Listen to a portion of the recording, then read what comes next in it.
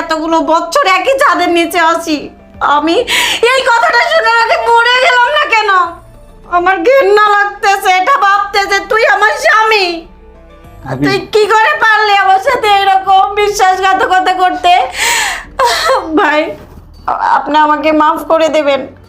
আমি আমি আপনার কষ্টটা এখন বুঝতে পারছি।